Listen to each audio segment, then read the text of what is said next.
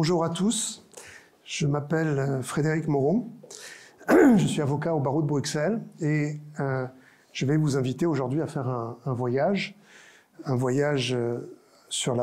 la politique de défense européenne qui aboutira, vous en doutez évidemment, à la situation actuelle et que fait l'Europe devant le conflit en Ukraine. Mais pour savoir ce qu'il faut faire, vers quelle direction il faut aller, il est toujours important de savoir où l'on est. Et pour savoir où on est, faire son point de situation, comme disaient les marins, il est important de savoir d'où l'on vient. Donc voilà, je vais vous inviter à faire ce voyage. Je vais tout d'abord me présenter très rapidement, parce que c'est l'ambassadeur Raoul Delcorde qui m'a demandé de faire cette conférence, et il était censé me présenter, mais il est en voyage au Japon, et donc il ne pourra pas le faire. Donc je suis un ancien administrateur parlementaire du Sénat de la République française, que j'ai servi pendant 24 ans, et j'ai passé les 10 dernières années de ma carrière à la Commission des Affaires étrangères et de la Défense et des Forces armées du Sénat, où je m'occupais notamment de ce qu'on appelle l'équipement des forces. Et donc je vais vous parler de territoires que j'ai en partie survolés. Je suis installé ici à Bruxelles depuis 10 ans en tant qu'avocat, d'abord avocat français, établi à Bruxelles, et puis comme avocat au barreau de Bruxelles, tout simplement. J'ai beaucoup fréquenté les institutions européennes, le Parlement européen. Je sais qu'il y a par ici, parmi vous, des administrateurs du Parlement, des collègues donc, et les institutions, la Commission et le Conseil. Voilà, très rapidement. Alors, nous allons faire un voyage en 5 étapes. Et avant de commencer, je vous propose d'abord de faire un pas de côté afin de nous voir un petit peu cheminer sur le chemin. Je suis un juriste et donc pour moi, les mots ont un sens. Les mots sont les briques de la pensée. Et la pensée, c'est ce qui se construit, tout ce qui nous entoure. Et quand on perd le sens des mots, on se perd soi-même. Et souvent, dans ces matières-là, les gens parlent, utilisent des mots, mais qui ne désignent pas la même chose. On va le voir, souvent, vous entendrez, tous les jours du reste, des gens dire « mais que fait l'Europe ?» Voilà, que fait l'Europe? Sauf que l'Europe, c'est une expression géographique qui inclut le Royaume-Uni, la Suisse, la Norvège. Et ce n'est pas la même chose que l'Union européenne. Donc je vais essayer de voir dans un premier temps, de bien définir les mots que l'on va utiliser dans la suite de notre voyage, pour essayer de construire un raisonnement. Ensuite, on va faire le cheminement, d'où on vient, où l'on est, comprendre pourquoi ça ne marche pas, parce que autant vous le dire tout de suite, la défense européenne, on n'y est pas encore. Que faudrait-il pour que ça marche? Ça, c'est beaucoup plus intéressant. Et puis, que va-t-on faire maintenant?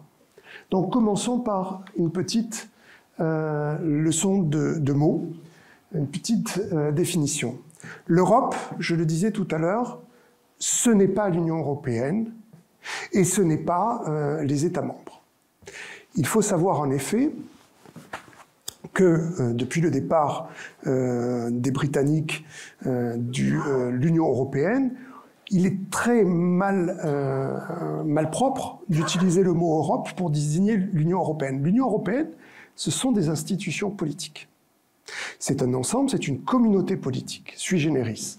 Mais voilà, on peut dire l'Union européenne ne fait pas ci, ne fait pas ça. Dire l'Europe ne fait pas ci, ça n'a pas grand sens. Notamment pour les Français, mais je vais y revenir, qui utilisent souvent l'expression d'Europe de la défense, qui est très polysémique et très dépourvue de précision.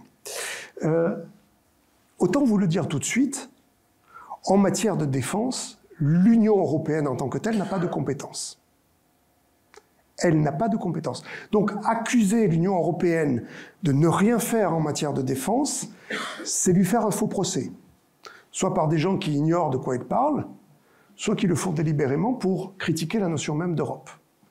En revanche, l'Union européenne a une compétence en matière d'industrie de la défense, qu'elle ne s'est découverte que sur le tard, très tardivement, au milieu des années à la fin des années 2010, d'abord en abordant le marché de la défense sous l'angle réglementaire, ce sont les directives de 2009, et puis plus récemment, du fait de l'invasion de la Crimée par la Russie en 2014, sous l'angle de la politique industrielle. On va y revenir. Mais il est bien important de comprendre à l'esprit que l'Union européenne n'a pas de compétences en matière de défense et que ce sont les États membres et eux seulement qui ont une compétence en matière de défense. Donc quand on dit l'Europe ne fait rien en matière de défense, en fait il faudrait dire les États membres européens ne font rien en matière de défense. Et vous voyez, c'est pas du tout la même chose.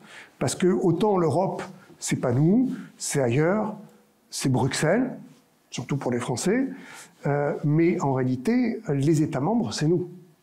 Les États membres, ce sont nos chefs d'État et de gouvernement que nous élisons et qui sont responsables devant nous de ce que l'on fait ou de ce que l'on ne fait pas. Et c'est bien là le problème, tout le problème de la défense européenne. Les traités. Aujourd'hui, on est un peu sous l'empire du traité de Lisbonne, qui regroupe en fait deux traités fondamentalement différents, qui sont le traité de Rome et le traité de Maastricht. Au commencement, en 1957, était le traité de Rome. Et pour faire très simple, le traité de Rome est un traité purement économique. L'Union européenne, on l'a dit, répété à la base, est essentiellement, pas seulement, mais essentiellement un projet économique, c'est la paix à travers le marché, à travers le commerce, et faire un grand marché commun qui va nous permettre de nous enrichir. 1957.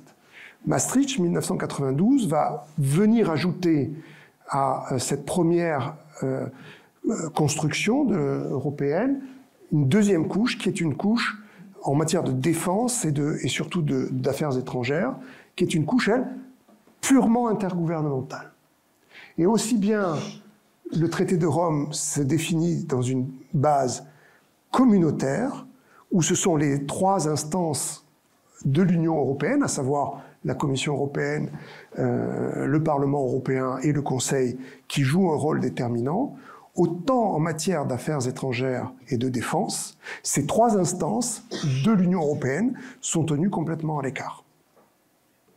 Donc il y a deux traités qu'aujourd'hui on résume sous des vocables tout à fait incompréhensibles. L'ancien traité de Maastricht est devenu le traité sur le fonctionnement de l'Union européenne et le traité de Rome est devenu le traité... le traité de Rome est devenu le traité sur le fonctionnement de l'Union européenne et le traité de Maastricht est devenu le traité sur l'Union européenne. Voilà. Donc ça, c'est important d'avoir bien ça en tête. Troisième mot qu'il est important de comprendre, c'est le mot de géopolitique. Lors de son précédent mandat, la présidente actuelle de la Commission européenne, Ursula von der Leyen, a dit « Je veux une commission géopolitique ». C'est quoi un acteur géopolitique ? Vous avez un très bon intellectuel d'ici, qui s'appelle Luc van Middelaar, qui a défini, du reste c'était lors de conférences au Collège de France, ce qu'est un acteur géopolitique. L'acteur géopolitique se définit par trois concepts, le territoire, le narratif et la puissance. Ça vaut la peine qu'on s'arrête 2 minutes sur ces trois composantes de ce qu'est un acteur géopolitique. Le territoire, c'est les frontières. Et déjà là, l'Union européenne a un problème, puisqu'elle s'est construite en abolissant les frontières intérieures et en laissant la gestion de ces frontières extérieures à la gestion des États membres. Premier petit problème. Alors, évidemment, elle s'est corrigée depuis, il y a eu les accords de Schengen, mais il y a eu aussi la naissance de Frontex, donc un acteur chargé de défendre les frontières extérieures. Mais enfin, tout ça reste quand même très vague et très flou et vraisemblablement pas très efficace. Deuxièmement, c'est le narratif. Ce qui crée les communautés politiques, notamment, et je vous renvoie au dernier livre de Yuval Noah Harari, ce sont le récit, ce sont les narratifs. Ce sont les histoires qu'on se raconte. Les Grecs anciens étaient de formidables conteurs. Quand la terre tremblait, ils ne disaient pas « c'est la terre qui tremble ». Il disait c'est Héphaïstos qui a surpris sa femme en train de coucher avec quelqu'un d'autre. Et donc, voilà. Et donc, toute la mythologie grecque est une histoire de narratif. Le problème en Europe, dans les États membres de l'Union européenne, c'est que chaque État membre a son propre narratif. Les petits Français apprennent que les Gaulois étaient leurs ancêtres, les petits Allemands apprennent autre chose, les Italiens aussi, les Suédois, etc., etc. Mais à aucun moment, il y a un narratif commun. Il y a une histoire de l'Europe, de l'Union européenne ou de l'Europe, des États membres européens, qui nous rassemble et dans laquelle nous puissions nous identifier. Et ça, c'est un vrai problème parce que, du coup, nous nous pensons en tant que nationaux, en tant que Français, en tant qu'Allemands, mais nous avons beaucoup de mal à nous penser en tant qu'Européens. Nous avons beaucoup de mal, comme disait Amin Malouf, à additionner nos identités. Si on apprenait que l'histoire du peuple corse aux Corses, ou que l'histoire du peuple breton aux Bretons, eh bien, ils auraient beaucoup de mal à se penser en tant que Français. Et il a fallu du reste attendre quasiment la fin du XIXe siècle en France pour qu'on raconte une histoire commune forgée par d'illustres historiens comme Ernest Renan, qu'est-ce qu'être français, voilà, etc., etc. Et il n'y a pas d'équivalent de qu'est-ce qu'être européen. Alors que, si on y réfléchit 2 secondes, ce qui nous rassemble, nous les peuples européens, est beaucoup plus important que ce qui nous divise.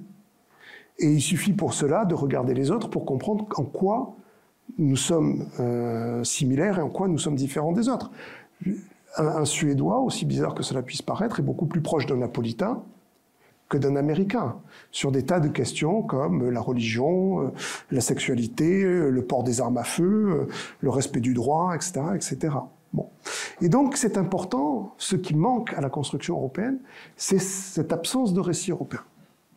Et puis, troisième facteur, selon Luc van Middelaar, de la constitution d'un acteur géopolitique, c'est la puissance.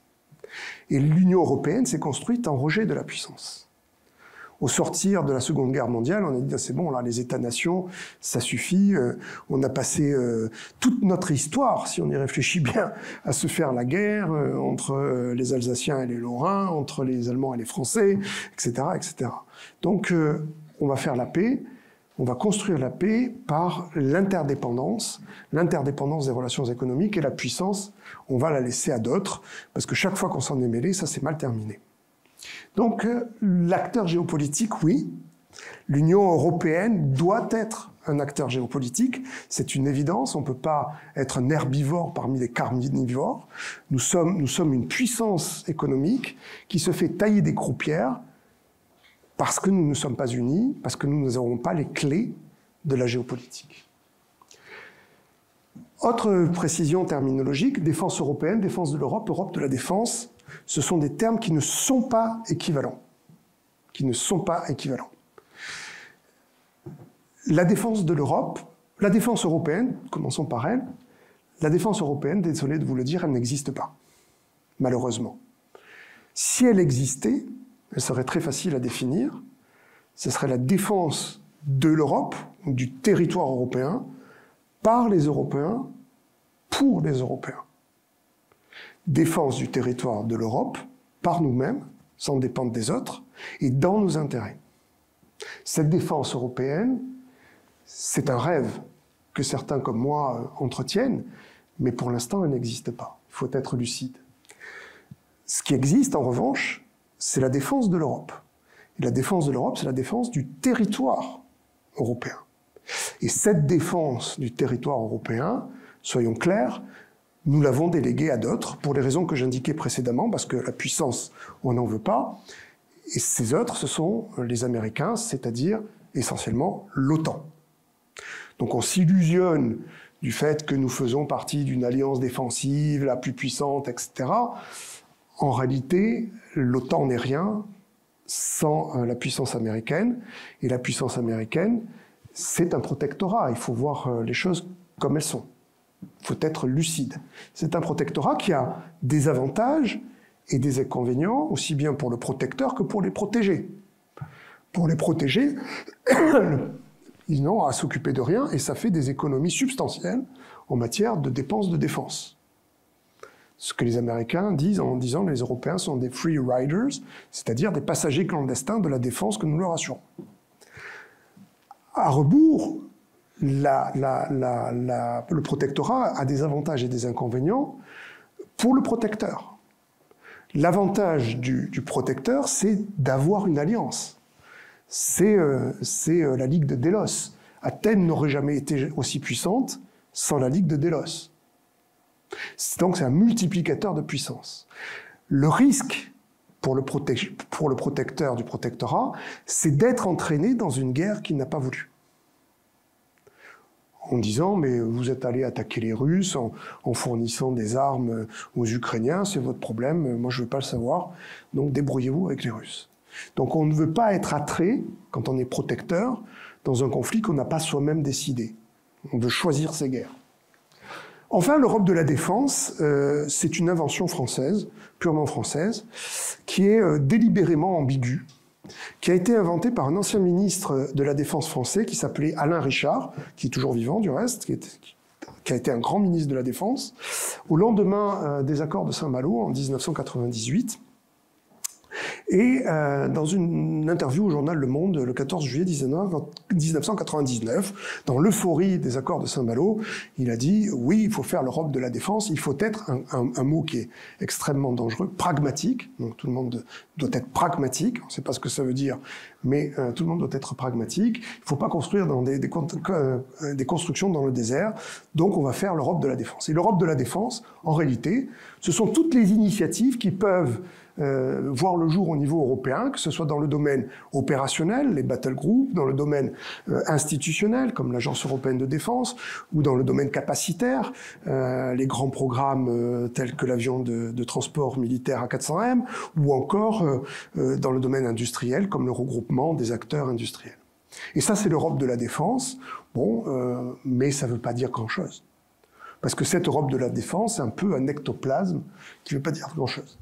Ce n'est pas, j'ai oublié du reste un petit mot, la politique de sécurité et de défense commune, qui est tout à fait autre chose, mais je vais y revenir. Enfin, souveraineté et indépendance sont deux mots qui sont utilisés de façon synonymique, à tort, et il est très important de ne pas les comprendre, je vais développer un petit peu. De même que l'autonomie stratégique est un concept dont vous avez très souvent entendu parler, que je vous propose d'explorer un petit peu plus avant. Donc, voilà, sur la souveraineté. On va commencer par la souveraineté parce que tout le monde est souverain, souveraineté stratégique, souveraineté européenne, souveraineté industrielle, souveraineté alimentaire, etc., etc., j'en passe et des meilleurs. C'est quoi la souveraineté ? Pour comprendre ce que c'est que la souveraineté, il faut revenir quelques siècles en avant. Il faut revenir à la fin du Moyen-Âge, dans les conflits qui opposaient justement les rois européens au pape. Les rois européens au pape. Les rois européens étaient rois. Pourquoi ils étaient rois ? Parce qu'ils étaient rois de droit divin. De qui je tiens ma couronne ? De Dieu. Jusqu'au moment où est arrivé un pape qui s'appelait Boniface VIII et qui a dit au roi de France, mal il lui en a pris, tu es roi de droit divin, ça tombe bien parce que moi je suis le principal vicaire, principal serviteur de Dieu sur terre, donc tu dois m'obéir en vertu du droit. Bon, ça s'est mal terminé pour lui. Ça s'est mal terminé pour l'ordre des Templiers, qui était un peu l'espèce de milice Wagner de l'époque, qui détenait à la fois le pouvoir financier et le pouvoir militaire. Philippe le Bel, roi de France, a envoyé son légiste, Henri de Nogaret, secouer le pape. Le pape a eu tellement peur qu'il en est mort. Et les Templiers, ben, vous savez tous ce qui leur est arrivé un certain vendredi 13. Un siècle plus tard, en plein conflit de religion, un juriste français, Jean Bodin, écrit dans les 6 livres de la République définit ce qu'est la souveraineté. Souveraineté, le pouvoir de donner et de casser la loi. Puissance souveraine, république, gouvernement des ménages. Et ça change tout. Parce que ça, si vous voulez, à la réponse « tu dois m'obéir parce que je suis le principal serviteur de Dieu sur terre, le roi répond « Que nenni ?» Pourquoi? Parce que je suis souverain. Donc la souveraineté, ça c'est quelque chose de fondamental qu'il faut bien comprendre. La souveraineté est un concept juridique qui est totalement indépendant, qui est totalement différent de l'indépendance. La souveraineté, on est souverain ou on ne l'est pas. Et quand vous pensez à la souveraineté, dorénavant, veuillez penser au prince de Monaco. Le prince de Monaco est à la tête d'un État souverain. Ça veut dire quoi? Ça veut dire que personne, même pas le président de la République française, dont Monaco est totalement dépendante, peut dire au prince de Monaco « tu dois faire ceci en vertu d'une règle de droit que tu n'aurais pas consenti ». Pourquoi tu dois faire ça? Parce que je te le dis. Non, ça ne marche pas. Il peut le faire par pression, il peut boucler la frontière, comme De Gaulle l'avait fait en 1963, mais il ne peut pas dire au prince de Monaco ce qu'il a à faire juste parce que je te le dis de le faire, comme il pourrait le faire à un préfet. Vous voyez, c'est binaire. C'est un peu comme la mort, quoi. Enfin, on est mort ou on ne l'est pas. Mais on est souverain ou on ne l'est pas. C'est une notion juridique qui est relativement décorrélée de la notion d'indépendance. La notion d'indépendance, elle, est une notion de fait. Et il y a 50 nuances d'indépendance. Indépendance budgétaire, alimentaire, énergétique, industrielle, etc. Le plus souvent, quand on parle de souveraineté alimentaire ou énergétique, on parle en réalité d'indépendance. Le général de Gaulle, lui, ne confondait pas la souveraineté et l'indépendance. C'est un terme qu'il utilisait très rarement. J'ai scanné tous les discours du général de Gaulle, j'ai trouvé, je crois, 6 références au terme de souveraineté. En revanche, le terme d'indépendance, c'était un terme qu'il utilisait très fréquemment. Et même dans le domaine qui nous intéresse, l'indépendance militaire, eh bien, il y a plusieurs sortes d'indépendance militaire. On peut être indépendant pour mener une guerre expéditionnaire en Afrique, comme l'étaient les Français, jusqu'à peu. On peut ne pas être indépendant pour mener la guerre dans l'espace, avec des satellites et des fusées. On peut ne pas être indépendant, militairement, pour mener une guerre contre les Russes. Vous voyez? Donc c'est quelque chose de multifacette. Pourquoi c'est important de ne pas les confondre?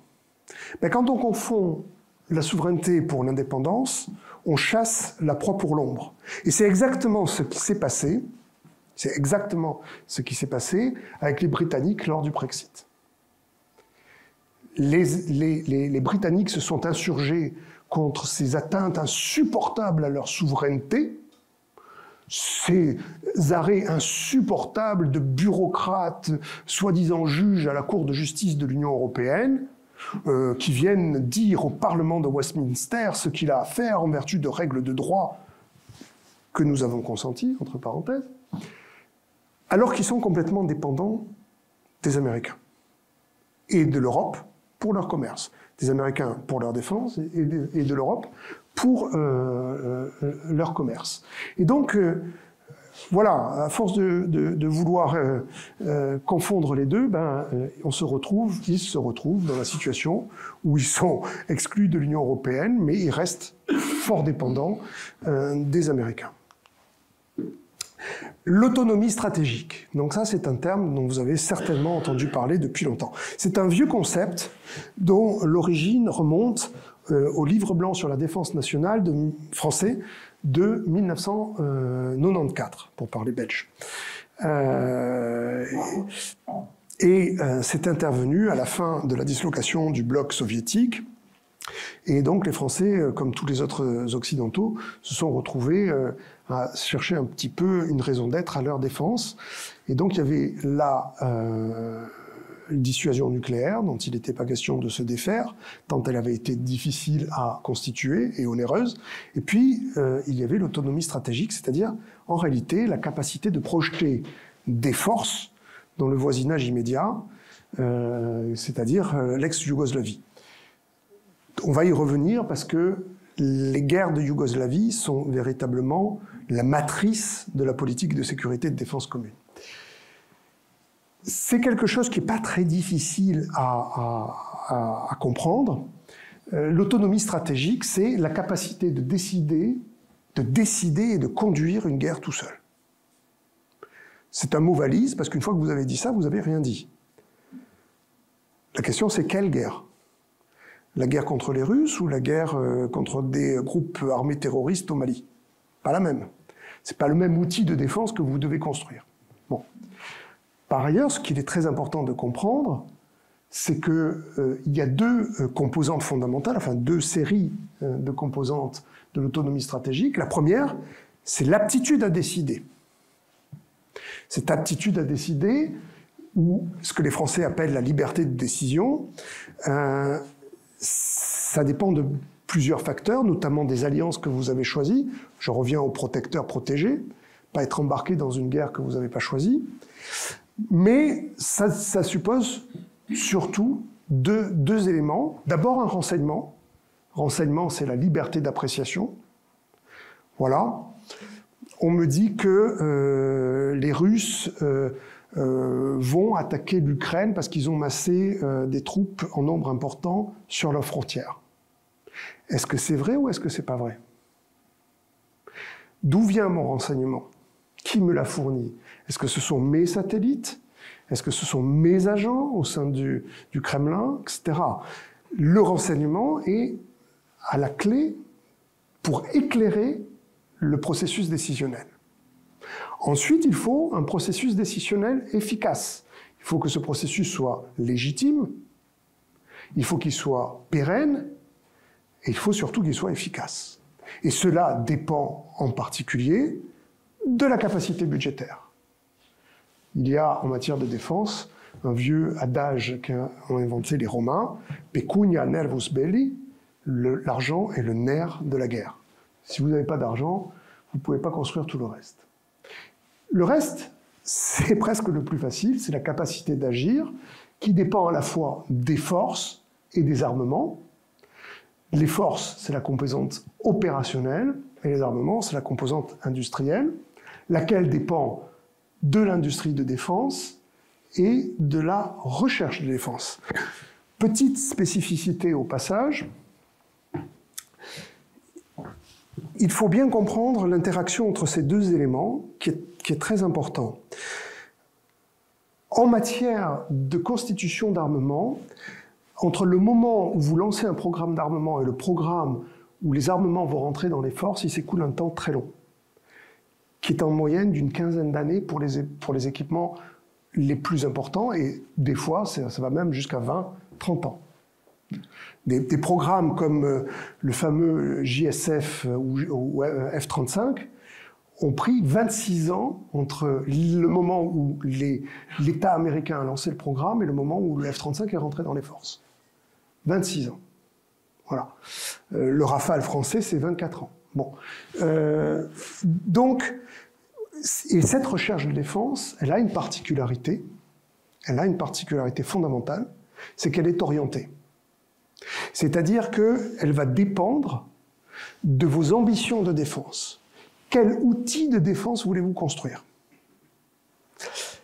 Parce que si vous voulez faire la chasse aux sous-marins dans l'Atlantique Nord, alors peut-être qu'il va falloir développer de la recherche fondamentale, comme les fontaines à électrons froids pour détecter les masses métalliques sous l'eau, ce qui est vraiment très très très compliqué. Mais si vous voulez faire la guerre aux Russes dans le Donbass, tout ça c'est pas nécessaire, il va falloir des tanks, des drones, ça peut aller beaucoup plus vite. Bon. Et l'industrie de défense, ça coûte très cher. Comme l'État est le seul client des industries de défense, nous sommes dans ce que les économistes appellent une situation de monopsone. Il est le seul client versus le monopole. Eh bien, il va pouvoir dicter un peu ses conditions, étendre les programmes de mesure en disant « je vous avais commandé 18 frégates, et bien tout compte fait, il n'y en aura plus que 12, et puis 5 ans plus tard, tout compte fait, il n'y en aura plus que 8. » Évidemment, tout ça va accroître les coûts de développement, donc ça coûte très très cher. Si vous étalez les coûts de recherche et de développement qui font l'essentiel de la recherche de défense, parce que ce qu'on demande aux armements, c'est de faire quelque chose que l'ennemi ne peut pas faire. Donc on demande aux industriels de défense de faire des choses qui n'existent pas. Pour caricaturer, c'est le fusil à tirer dans les coins. Bon, c'est une caricature. Et donc le coût unitaire de chaque pièce d'équipement va être très important. C'est pas comme quand vous faites un smartphone où la recherche-développement est vertigineuse, mais vous l'étalez sur des millions et des millions d'exemplaires fournis, et donc ça permet effectivement de réduire les coûts fixes, qui est une composante. Voilà. Je ne m'étale pas davantage. Quand je vous disais tout à l'heure que l'Union européenne n'a pas de compétences en matière de défense, ça veut dire qu'elle n'a aucune compétence en matière de force, dans la composante opérationnelle. Elle ne peut pas dire « j'envoie des soldats à tel endroit ou à telle chose ». En revanche, elle s'est découverte sur le tard une compétence en matière de politique industrielle de défense.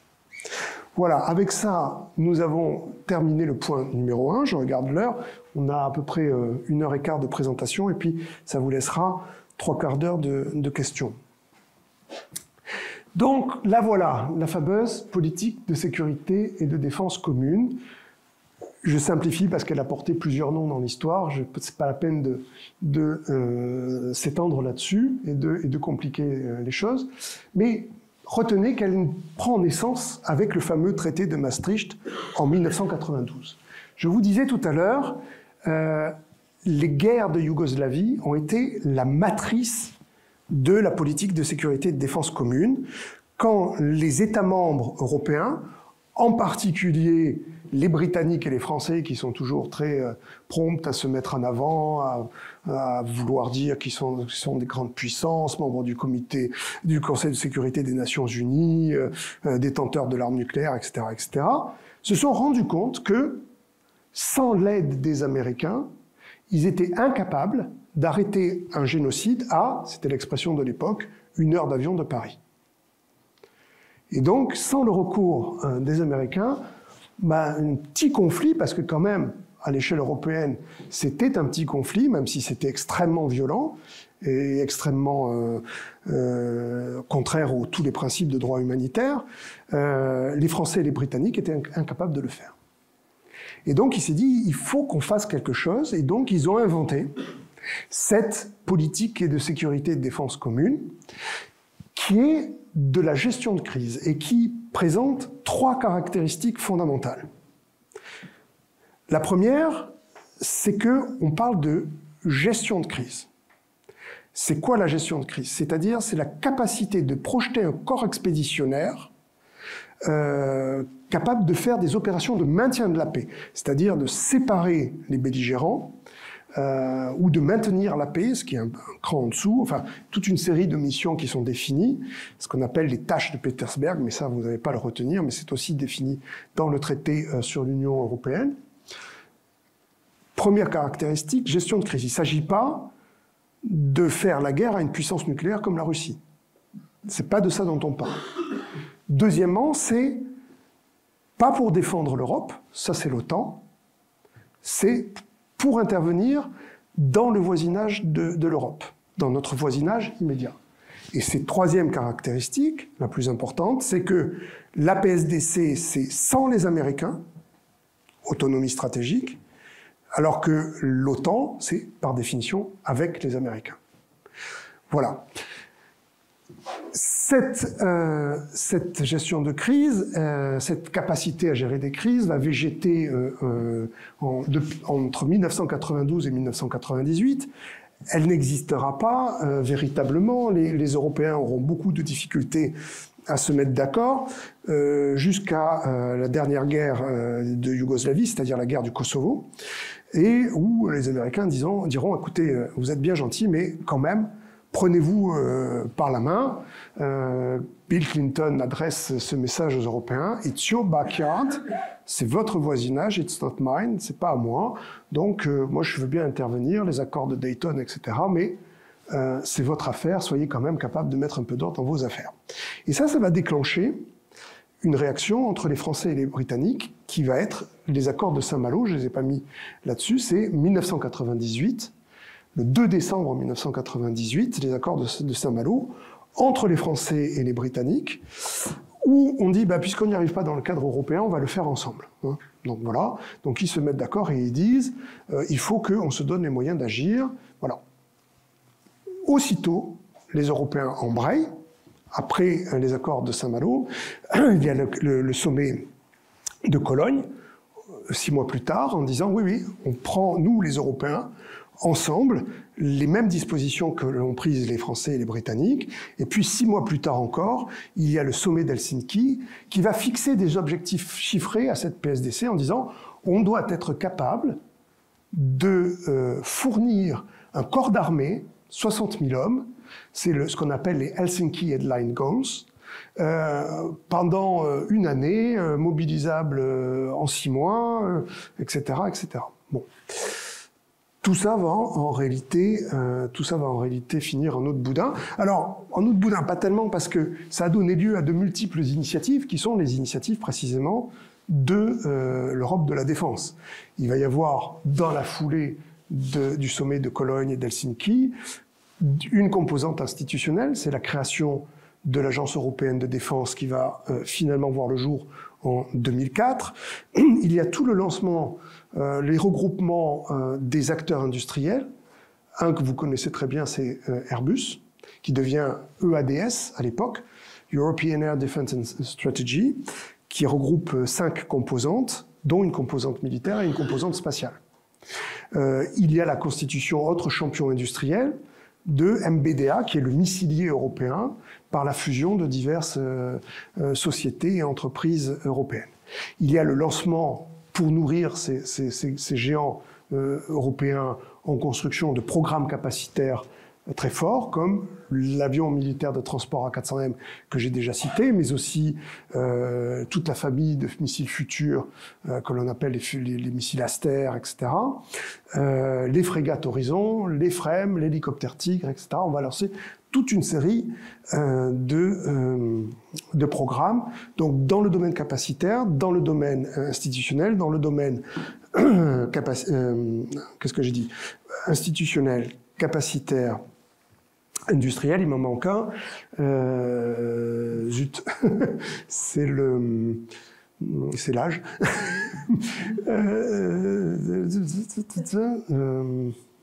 Bon, peu importe. Et donc, tout ça va donner lieu à toutes ces initiatives qui ne vont pas aboutir sur grand-chose parce que il faut bien qu'on réalise que c'est pas parce que vous faites un avion de transport commun que vous faites une défense commune. Que c'est pas parce que vous construisez un géant de l'industrie européenne que vous faites une défense commune. La défense commune, c'est, je l'ai défini tout à l'heure, l'importance des mots, c'est la défense de l'Europe par l'Europe pour l'Europe. Voilà. Oui, j'oubliais la 4e composante, c'est la composante évidemment opérationnelle, c'est-à-dire les battle groups, les fameux battle groups, les groupements tactiques en bon français, qui devaient voir le jour et puis qui ont vu le jour, etc., etc. Toute cette politique a quand même été entravée dès le départ par la position américaine. La déclaration de Saint-Malo, c'est le 4 décembre de mémoire 1998. Le 2 décembre 1998, ma mémoire me fait défaut. Quelques jours après, Madeleine Albright, qui était alors secrétaire d'État américaine, dont tout le monde se souvient, lance ces 3 phrases en disant « Oui, la défense européenne, c'est bien, mais attention, pas de duplication, pas de découplage et pas de discrimination. » Donc on se calme. Oui, c'est bien de faire une défense, une politique de sécurité de défense commune, mais voilà, ce qui reste fondamental, c'est quand même l'OTAN. Et du reste, dans les traités qui vont voir le jour après 1998, notamment le traité de Lisbonne, il est rappelé à chaque paragraphe que la politique de sécurité de défense commune ne porte pas préjudice pour les États qui en font le socle de leur défense de l'Alliance Atlantique. Voilà. Donc, voilà. Du reste, si cette PSDC avait existé, elle eût été capable d'intervenir dans les crises de Syrie, de Libye, du Mali et même d'Ukraine en 2014. Parce que, prenons juste la crise de la Syrie, s'il y a bien une crise qui impacte l'Union européenne, 2 millions de réfugiés, Angela Merkel qui dit « Wir schaffen das », les autres qui disent « Ouh là là, on se calme », c'est bien la crise syrienne. Si l'Union européenne avait été capable de faire une opération de maintien de la paix au tout début de la guerre, pour éviter le massacre des opposants politiques à Bachar el-Assad en 2011, on se serait évité la première grande crise des réfugiés, 2 millions de réfugiés. Bon. Pareil pour la Libye, qui est aujourd'hui un État voyou, qui est perméable à toutes les influences vers la bande sahélo-saharienne, si on avait été capable, et même en Ukraine. Les Allemands et les Français ou plus exactement Angela Merkel et François Hollande, ont imposé les accords de Minsk. Si dans la foulée des accords de Minsk, l'Union européenne avait été capable de mettre 4 ou 5 battle groups sur le Donbass, peut-être, et même sûrement, les Russes n'auraient pas osé piétiner le corps des soldats européens. Arrive donc ce que j'appelle les 4 cavaliers de l'Apocalypse en 2014-2016, c'est-à-dire le Brexit, l'élection de Donald Trump à la présidence des États-Unis, le sultan Erdogan et la crise économique. Bon. C'est là que va renaître le concept d'autonomie stratégique. Donc, vous voyez, on va passer d'une simple capacité à gérer des crises à un début d'indépendance militaire. C'est-à-dire qu'on va sortir ce vieux concept français du placard, qui avait été inventé, comme je vous le disais tout à l'heure, en 1994, et on va dire, il faudrait quand même que l'Union européenne soit stratégiquement autonome. Et ça advient en 2016, dans ce que l'on appelle la Global Strategy, la stratégie globale de celle qui était à l'époque le haut représentant vice-président de la Commission européenne, Federica Mogherini, qui a fait sa Global Strategy. Je crois de mémoire que le terme d'autonomie stratégique est cité 11 fois dans la Global Strategy. Et donc en disant, voilà, bon, il faudrait quand même qu'on soit capable de prendre en main notre propre destin, comme disait Angela Merkel. Il faut que les Européens prennent en main leur propre destinée. Très bien.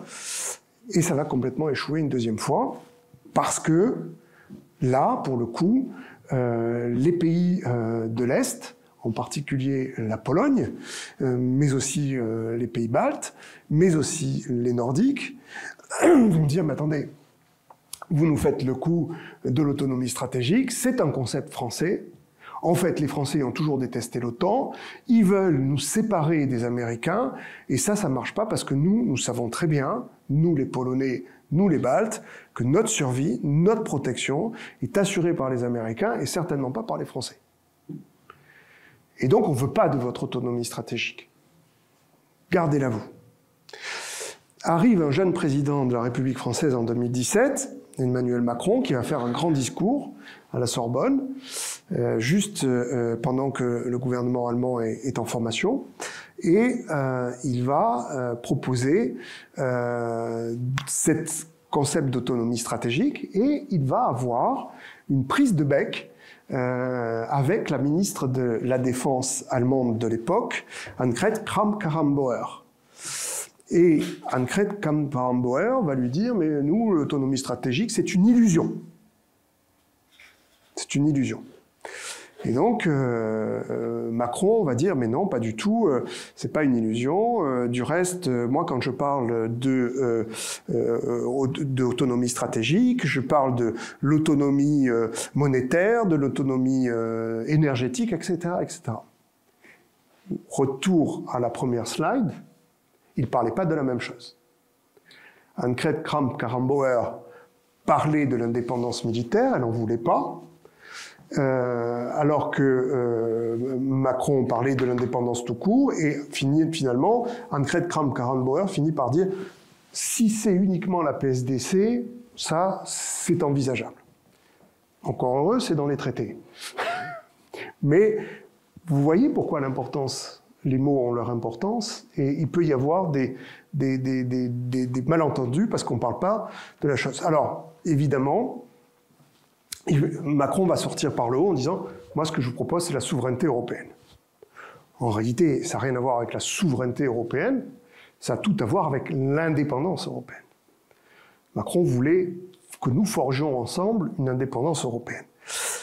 Mais ça aussi, ça a été contrebattu parce que les pays frugaux et les pays du nord de l'Europe ont dit, mais attendez, voilà, c'est encore un coup monté des Français, qui sont des protectionnistes, qui sont des partisans de la politique industrielle, alors que nous sommes des libre-échangistes, etc. Donc, en réalité, nous voulons une autonomie stratégique ouverte. C'est-à-dire, on veut être autonome, mais enfin pas trop, enfin de manière à ce que ça, en tout cas, ça perturbe pas le commerce international. Et donc, en conclusion de toute cette première partie, et je regarde ma montre, la PSTC n'a jamais été réellement mise en œuvre, et encore moins l'autonomie stratégique. En dépit d'un très grand nombre d'opérations. Alors si vous allez dans les manuels de droit européen, de stratégie européenne, vous allez voir les 24 missions, les 6 missions militaires, etc., etc. C'est vrai, il y a certaines ont été de réels succès, notamment les premières, l'opération Concordia et l'opération Artemis. Mais en réalité, on est dans le très bas de la gestion de crise, on est vraiment très très bas. Quand ça se passe en mer, ça se passe mieux en principe que sur terre, parce que c'est plus facile de dire j'envoie un bateau que de dire j'envoie 3000 hommes. Mais la réalité, c'est qu'on était incapables, nous Européens, de gérer les crises qui sont intervenues depuis 1992 dans notre voisinage et qui nous ont impactés très fortement. Alors le troisième point, évidemment, c'est de savoir pourquoi. Pourquoi ça ne marche pas? Pourquoi ça ne marche pas? Et là, il faut faire un petit peu, à mon avis, de théorie. Pour comprendre pourquoi ça ne marche pas, il faut revenir à ce que j'ai appelé l'équation de Saint-Malo. Le texte de la déclaration de Saint-Malo est un texte formidable. Il tient en une page et demie. Quand on voit les conclusions du Conseil européen ou de la Commission européenne, c'est atroce. C'est atroce. Avant d'arriver à la substance, on se perd. Les plus grandes stratégies sont limpides et claires comme l'eau de roche.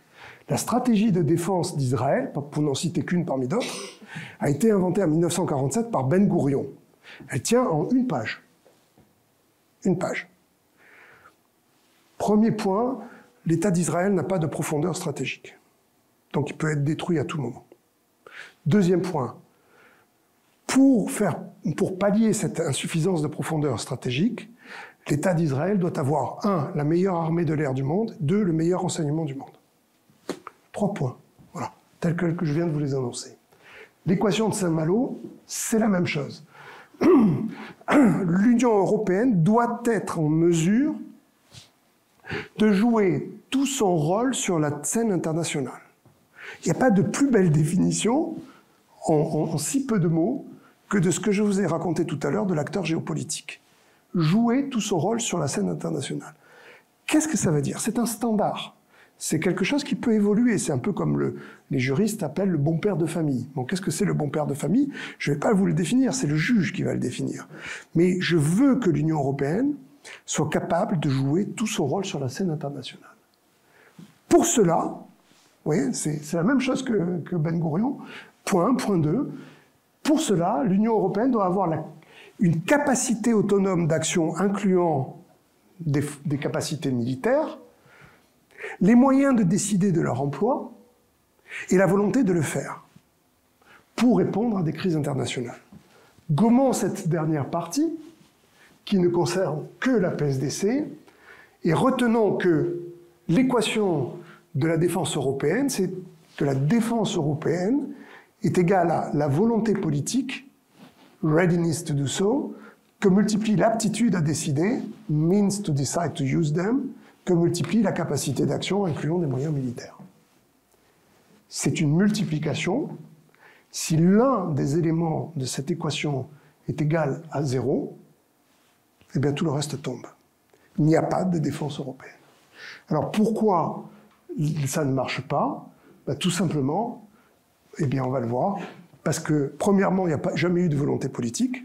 Deuxièmement, encore moins de volonté d'instituer une aptitude à décider. Troisièmement, ça fait plus de 20 ans qu'on se concentre sur la capacité d'action.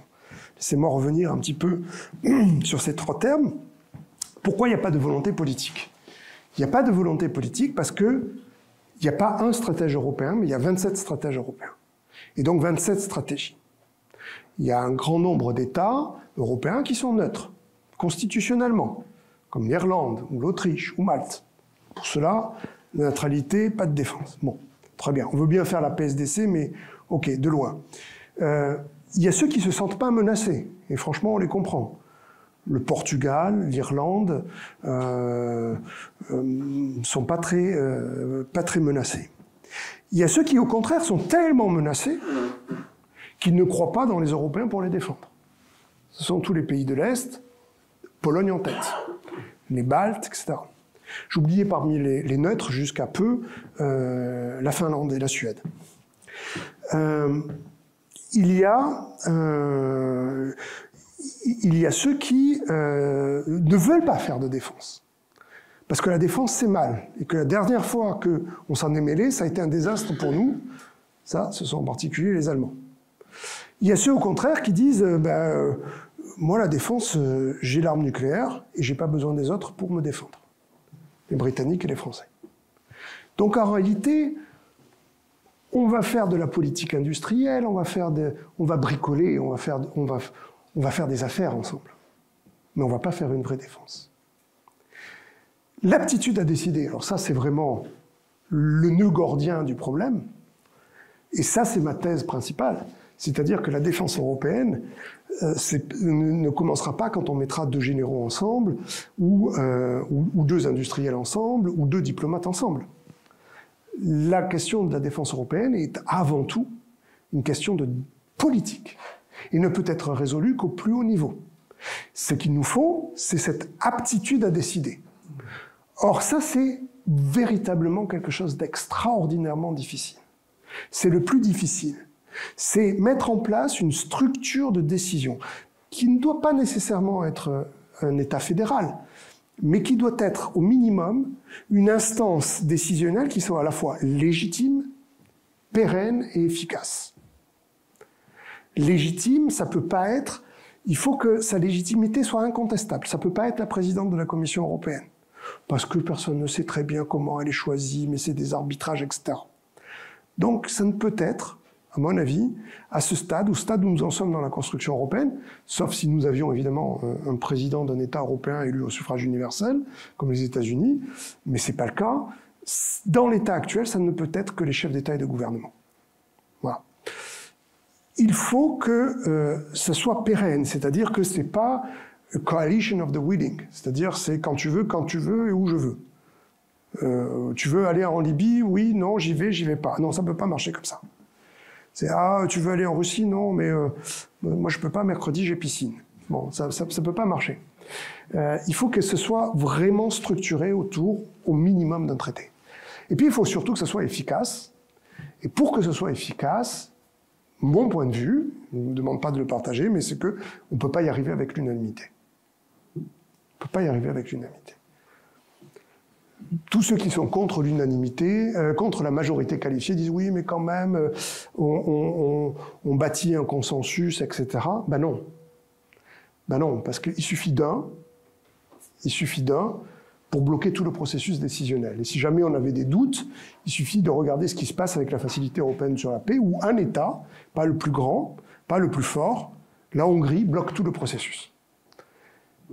Et non seulement elle bloque tout le processus, mais cette idée d'avoir l'unanimité nécessaire, et l'unanimité est présente dans tous les traités, eh bien ça donne des axes de levier extraordinaires aux États étrangers. Parce qu'au fond, il suffit de faire basculer un petit peu la majorité dans un État marginal pour pouvoir bloquer tout le processus décisionnel en matière de défense européenne. Regardez ce qui vient de se passer en Roumanie. Regardez ce qui s'est passé. Alors, Moldavie, n'en parlons pas parce qu'elle ne fait pas encore partie de l'Union européenne, mais la Roumanie est à 2 doigts, c'est pas encore décidé, de basculer et d'avoir un gouvernement pro-russe. Bon, c'est quelques dizaines de milliers de voix. Même pas. Et donc, c'est un effet de levier extraordinaire que l'on donne aux autres d'avoir des chevaux de Troie dans nos processus décisionnels. Voilà. Et donc, ça fait 20 ans qu'on fait la capacité d'action autonome, donc dans les domaines opérationnels, institutionnels, industriels, etc. C'est l'Europe de la défense. Bon, c'est l'idée que si on fait le futur avion de combat, système de combat d'avions futurs, SCAF, entre les Français et les Allemands, on fait la défense européenne. Non. C'est pas parce que vous faites un avion de combat ensemble, c'est pas parce que vous faites un tank ensemble, c'est pas parce que vous faites des systèmes d'armes ensemble que vous faites une défense commune. La défense commune ne peut naître que de l'intégration des systèmes.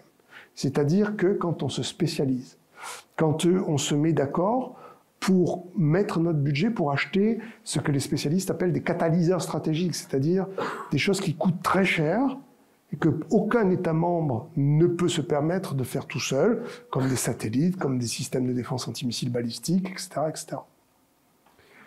Mais si vous ne vous intégrez pas, eh bien, vous ne pouvez pas avoir de défense commune. Et vous ne pouvez pas avoir de défense commune si vous ne mettez pas d'accord à un moment donné sur cette aptitude à décider. Voilà.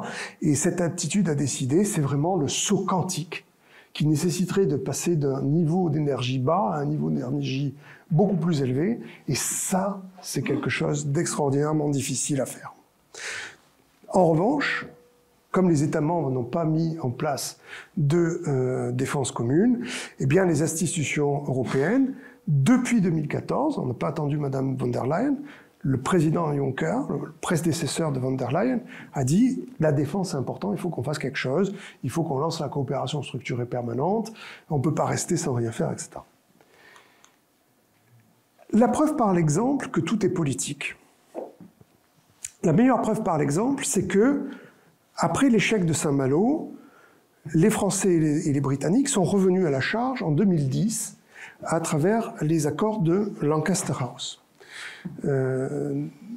C'était largement dû à la position du président Nicolas Sarkozy, qui voulait faire exactement le contraire de ce qu'avait fait Jacques Chirac. Et donc ils se sont dit, Jacques Chirac était pro-européen, il était en faveur de l'axe franco-allemand, donc moi je vais faire le contraire. Donc je vais sortir du multilatéralisme européen pour rentrer dans le bilatéralisme, non pas avec les Allemands, mais avec les Britanniques, parce que, vous comprenez, les Britanniques, ce sont les seuls qui, comme nous, ont une vision, comme nous Français, ont une vision géostratégique du monde, nous sommes deux anciens empires, etc. Enfin, tout le narratif que l'on se raconte, dans l'état profond des deux États. Et donc ça a donné lieu le 2 novembre 2010 à deux traités dont la portée était sur le papier très importante, puisqu'il y a un accord de coopération sur le développement de l'emploi des armes nucléaires. C'est-à-dire que depuis ces traités, les Britanniques viennent faire leurs essais nucléaires, notamment de radiologie des armes, enfin, sans rentrer dans le détail, sur le site de Val-Duc en France, et nous allons faire des expériences sur le site de Alstom en Grande-Bretagne. Et puis, dans le domaine de la défense et de la sécurité, incluant de nombreux programmes capacitaires, on devait faire des porte-avions ensemble, on devait faire des drones, le FCAS, le Future Combatant System, avant de s'appeler le SCAF, s'appelait le FCAS, etc. Et puis, on devait faire quelque chose dont vous avez tous entendu parler, n'est-ce pas, qui s'appelle le Combined Joint Expeditionary Force, le corps expéditionnaire commun, CJEF, voilà, 10 000 hommes. Excusez du peu, aujourd'hui, en Europe, on est à faire une capacité de déploiement rapide de 5 000 hommes. Les Français et les Britanniques l'ont faite, 10 000 hommes. Elle existe, elle est opérationnelle depuis maintenant 7 ans. Est-ce qu'elle a une quelconque chance d'être utilisée? Jamais. Pourquoi? Parce que les Britanniques ne sortiront jamais leurs hommes sans les Américains. Donc, il n'y a pas besoin d'être à 27 pour être en désaccord. Il suffit d'être deux. Il suffit d'être deux. Et si vous n'avez pas d'instance décisionnelle permettant de savoir qui décide, eh bien, tout simplement, ça ne peut pas marcher. Voilà. Et donc, nous avons, à travers les accords de Lancaster House, tout le processus capacitaire, progressif d'intégration qui était prévu dans les traités, notamment pour les spécialistes à coopération structurée permanente, processus capacitaire intégratif, tout ça était censé se mettre en œuvre, ça ne s'est jamais mis en œuvre, parce qu'il n'y a pas de processus décisionnel. Et du reste, en 2020, lors du 10e anniversaire des accords de Lancaster House, le RUSI, le Royal United Service Institute, un des trois think tanks, on va dire, britanniques de référence, avec le sens de l'humour qui caractérise nos amis britanniques, avait fait comme sujet de colloque, est-ce que should this House, the House of Commons, abolish the CGEF? Est-ce que la Chambre des communes doit abolir le corps expéditionnaire commun avec les Français, parce que ça sert à rien? Voilà. Quatrième et dernier point, je regarde l'heure, que faudrait-il faire pour que ça marche? Alors, il y a plusieurs pistes qui ont été explorées, ça, on ne manque pas d'imagination. Quand je suis arrivé à Bruxelles, en 2014, le mot à la mode, c'était d'exploiter le plein potentiel des traités, notamment de l'article du traité sur l'Union européenne, donc le traité de Maastricht, et dont l'article 42, qui était de déclarer la défense commune. La première idée qui est venue, c'était de dire, ben voilà, dans les traités européens, il y a un truc qui n'a jamais été déclenché, c'est la coopération structurée permanente. La coopération structurée permanente, c'était le processus capacitaire qui devait permettre d'obtenir le fameux corps expéditionnaire nécessaire à la PSDC.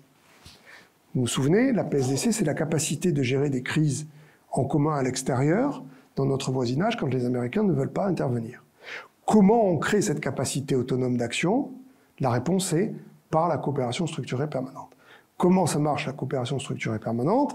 Eh bien, c'est un mécanisme intégratif, progressif, totalement décalqué de ce qui marchait à l'époque, c'est-à-dire l'euro. C'est-à-dire qu'on s'est dit, en fixant des critères progressifs d'intégration qui portent sur les programmes capacitaires, sur les forces, sur le programme industriel, tout ça surveillé par un organisme commun extérieur qui, lui, peut fonctionner à la majorité qualifiée, l'Agence européenne de défense, eh bien, on va avoir la même situation qu'on a eue avec l'euro ou avec les fameux critères de Maastricht et l'organisme indépendant qui est la Banque centrale européenne. On va pouvoir faire fonctionner le processus et obtenir l'état final recherché, c'est-à-dire la défense commune, parallèle de la monnaie commune. Ça n'a évidemment pas marché. Ça n'a évidemment pas marché parce que les Anglais, bien instruits du processus, ont mis tout de suite un pieu de blocage dans l'Agence européenne de défense, et que l'Agence européenne de défense, même si c'est prévu dans son acte constitutif, n'a jamais pris de décision majeure.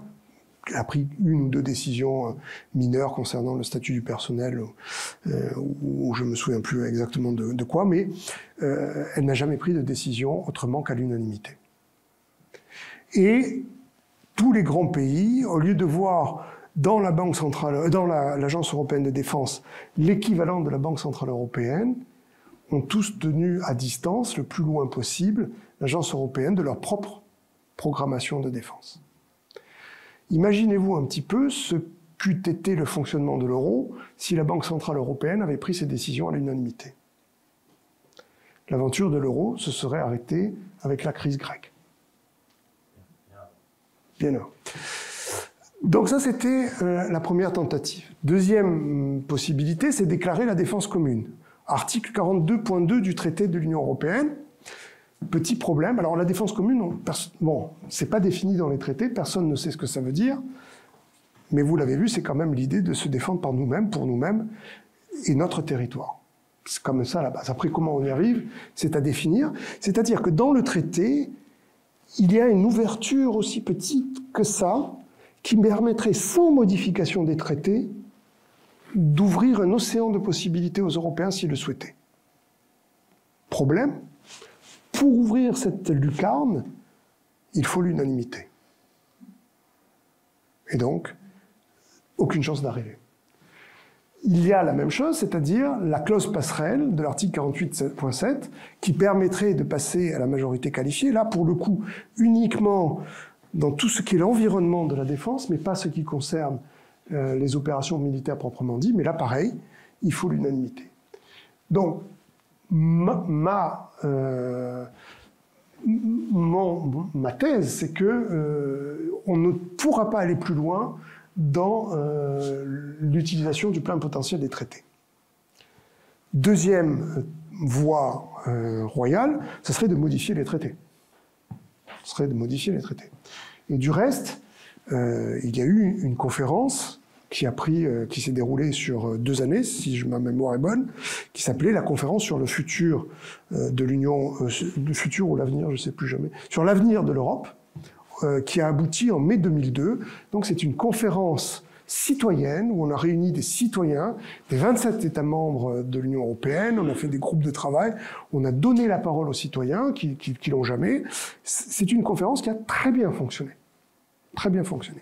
Et dans ses conclusions, cette conférence de citoyens a proposé, premièrement, de passer à la majorité qualifiée, proposition 21, et deuxièmement, proposition 23, de mettre en place des forces armées européennes. Alors ça ne porte pas le nom d'armée européenne, mais c'est forces armées. Que les institutions européennes ont-elles fait des résultats de cette conférence sur le futur de l'Europe, sur l'avenir de l'Europe, qui devait embrayer sur une conférence intergouvernementale pour modifier les traités? La réponse tient à un mot, rien. Pourquoi? Parce qu'il n'y a pas de volonté unanime des États européens de modifier les traités. Oublions ça.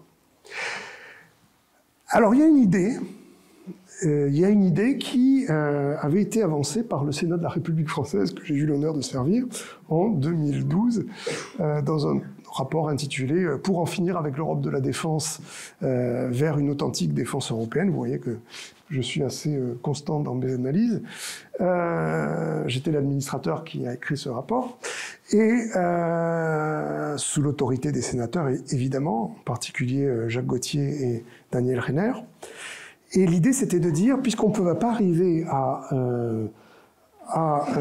faire ça dans le cadre des traités, sortons du cadre des traités, et comme nous l'avons fait au départ pour l'euro, comme nous l'avons fait au départ pour les frontières intérieures, Schengen, eh bien, mettons en place un groupe de gens qui veulent véritablement faire de la défense, et faisons en sorte que ce groupe-là crée des instances permanentes, légitimes, efficaces de décision qui permettent de dire quelles sont nos ambitions de défense et quelles sont nos menaces. Qu'est-ce qu'on veut faire? Qui nous menace? Quel outil de défense on veut faire en commun? Quels moyens on est prêt à y consacrer? Voilà. C'est l'Eurogroupe de défense. J'ai eu un faux espoir en 2018 quand, au sommet de Meseberg, la chancelière allemande et Angela Merkel et le président de la République Emmanuel Macron ont proposé la création d'un Conseil de sécurité européen. C'est la même idée. L'essentiel de ce qui est dans cette courte déclaration du sommet de Meseberg, c'est de faire un groupe qui permette de prendre ces décisions à la majorité qualifiée. Mais, manque de chance, le titre utilisé, Conseil de sécurité européen, a été un repoussoir pour tous les États européens, parce que tout de suite, Conseil de sécurité européen, ça fait penser au Conseil de sécurité de l'ONU. Et qui dit Conseil de sécurité de l'ONU dit un droit de veto accordé aux grands États et les petits États qui doivent fermer leur bouche. Évidemment, ça n'a pas, il ne faut pas s'étonner que ça n'a pas beaucoup séduit, et donc c'est resté totalement lettre morte.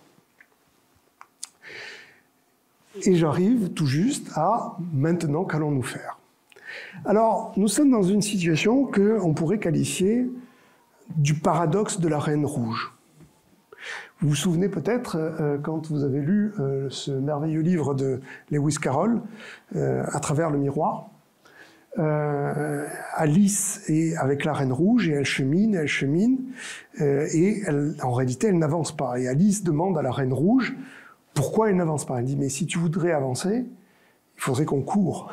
parce que le lapin, lui, court. Donc, ça ne suffit pas de marcher. Et donc là, nous avons des institutions européennes qui ont compris, bien avant les États membres, la nécessité d'avoir une défense commune, qui ont agi, commencé à agir, qui se sont mis en marche dès 2014, et même avant, si on prend les directives de 2009, et qui font de plus en plus de propositions. Bon, je vais vous épargner toute la soupe alphabétique des initiatives comme EDIP, EDIS, EDIP, bon, etc., qui sont le pain quotidien des spécialistes dont je suis. Et elles avancent, elles avancent, elles avancent. Et la dernière en date, et non des moindres, c'est la mise en place d'un commissaire européen à la défense. Mais petit problème, le commissaire européen à la défense, il n'a pas en charge de la défense. Donc là encore, on risque d'engendrer des frustrations. On peut dire c'est un progrès, on regroupe quelqu'un, un commissaire spécialement dédié à la défense, mais en réalité, c'est un commissaire dédié à la politique industrielle de défense. Et le problème, c'est que si on n'agit pas, si l'Union européenne n'agit pas, ben on va avoir encore toute la cohorte des grincheux qui vont dire, ben voyez, l'Europe, elle fait rien. L'Europe, elle fait rien, l'Europe ne nous défend pas, personne ne veut. Vous avez ça dans les journaux français quotidiennement. Hein. Quotidiennement. Bon. Donc voilà, tout ça c'est de l'argent gaspillé, etc. Bon. Parce qu'effectivement, d'abord, voilà, petit problème, même si elles aboutissaient, toutes ces initiatives, qui pour l'instant... Alors, elles sont d'abord soumises à deux limitations fondamentales. La première, vous vous rappelez, pecunia nervus belli, l'argent est le nerf de la guerre. Alors, les institutions européennes peuvent vouloir tout ce qu'elles veulent, mais à la fin, ce sont les États membres qui votent et proposent le budget européen. Et donc, si les États membres disent pas d'argent pour la défense, il n'y a pas d'argent pour la défense.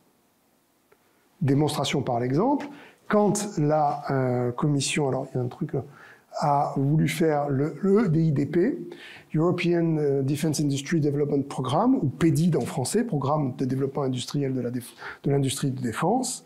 Pardon, je dis des bêtises. Quand elle a voulu faire le FED, tiens, j'ai oublié de mettre le FED, Fonds européen de défense.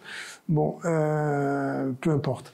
Quand on a voulu faire la Commission européenne a proposé de constituer le Fonds européen de défense, elle a dit qu'il faudrait que ce soit 13 milliards d'euros. Et les États membres ont dit 8 milliards d'euros, max. Quand la Commission européenne, le regretté Thierry Breton, a dit qu'il faut faire un programme de développement, il faut que ce programme soit doté de au moins 100 milliards d'euros sur le prochain cadre multiannuel de financement. Et la Commission européenne, enfin les États membres ont dit, on verra. Pour l'instant, ça sera 1,5 milliard sur 2 ans. Donc, effectivement, les États membres gardent la clé de l'argent. Et puis, deuxièmement, ils gardent la main sur les forces armées. Or, l'industrie de la défense n'est qu'une partie de la défense. Vous vous souvenez de la slide sur l'autonomie stratégique, industrie de défense et forces armées. Il faut les deux pour avoir une défense. Vous pouvez faire l'industrie de la défense la plus pertinente possible, la plus développée possible, la plus compétitive possible, mais si vous n'avez pas de soldats, ça ne vous sert pas à grand-chose. Et inversement, si vous avez des soldats mais que vous n'avez pas les armements pour les équiper, vous avez un gros problème. Pour tous ceux qui doutent de la pertinence du concept d'autonomie stratégique, il suffit de demander à nos amis ukrainiens ce qu'ils en pensent. Il suffit de demander à nos amis ukrainiens, parce que quand vous êtes au moment de vérité, pour savoir si vous allez pouvoir utiliser les missiles que vous n'avez pas, mais qu'on vous a fournis, pour frapper les objectifs stratégiques dans la profondeur du territoire de l'ennemi, si vous dépendez de quelqu'un d'autre pour prendre cette décision, eh bien alors vous êtes mal en point. Vous êtes en grand danger. Si tous ceux qui critiquent l'autonomie stratégique n'ont pas compris l'utilité de l'autonomie stratégique, c'est soit qu'ils sont payés par nos ennemis ou nos adversaires ou nos compétiteurs, soit qu'ils sont stupides. Quant aux États membres, eh bien, chacun continue de poursuivre sa propre stratégie. Les Français continuent de dire oui, il n'y a que la défense nationale. Les Allemands continuent de dire il n'y a que les Américains qui sont importants, etc., etc. Je simplifie, je caricature à dessein. C'est juste pour vous donner le sentiment d'où nous en sommes. Voilà, donc je me suis efforcé, et j'arrive pile poil à 1h15 de présentation, de voir d'où nous en venons, où nous en sommes aujourd'hui, pour savoir où nous allons, étant entendu qu'une seule chose est sûre, United we stand, divided we fall. Voilà. Et avec cela, je suis ouvert à vos questions, si je peux y apporter des réponses. Je vous remercie.